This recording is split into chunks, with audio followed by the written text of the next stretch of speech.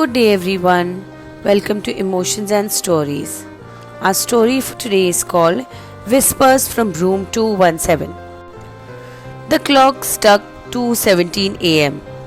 The corridors of the Shanbagh Heritage Hotel, tucked away in the old lanes of Udaipur, were silent, except for a strange lane of Udaipur thud that echoed from the antique-laden room 217. When the morning staff knocked on the door, there was no response. The do not disturb sign still hung. By noon, the hotel manager opened the door with the master key. Inside, the air was heavy with lavender.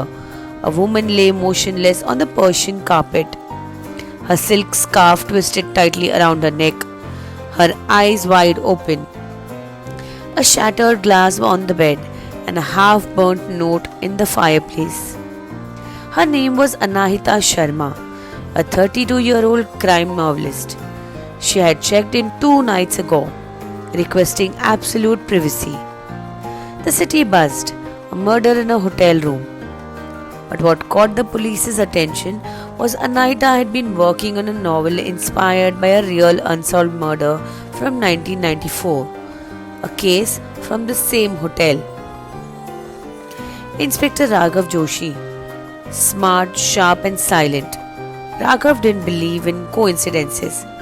His first observation, there was no forced entry.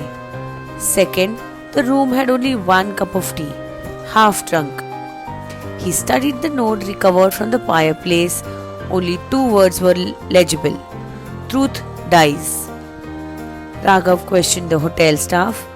Receptionist Meenal claimed she saw no one suspicious. Housekeeping boy Rafiq said he had heard arguing voices the previous night from room number 217, but assumed it was television. Chef Harpal mentioned Anahita had asked for green tea with honey every night, except last night she had ordered for masala chai instead. That was strange. Why change of routine on the night she died? Raghav found Anahita's journal in the drawer. Not the novel manuscript but personal entries. One line stood out. I now know who killed Renu Mehta in 1994. They still work here. I will expose them. Renu Mehta, a 22-year-old dancer found dead in the room number 217. Case cold. Declared suicide. No one arrested. Anahita had clearly dug too deep. That evening, Raghav quietly met Chef Harpal. Are you working here since 1994? The chef stiffened. Anahita switched to masala chai last night. Only you knew that. You prepared it. Harpal remained silent. Raghav pulled out the lab report. The tea contained powder sleeping pills. She didn't commit suicide. She was unconscious when strangled. That takes precision, not panic.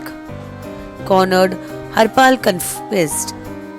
He and Renu had a relationship back in 1994 when she threatened to expose his abusive nature. He silenced her. It was easy to label her as a suicide, a poor dancer in a posh hotel. When Anahita came asking for questions, digging archives, visiting Renu's hometown, he panicked. He had told him, jokingly, you'll be the villain in my next book. But he knew she had found out the truth. I didn't want to kill her, he wept. I just wanted her to stop. Anahita's final book, The Truth Dies Twice, was published posthumously. With Raghav's permission, the opening line read, sometimes the story doesn't end on paper. Sometimes it ends with blood on the floor. Room 217 was shut down permanently, but local guides whispered to tourists.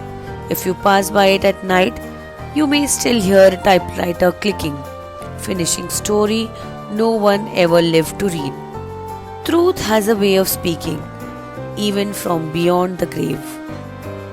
We hope you like this little story. Please do like, share and subscribe. Thank you.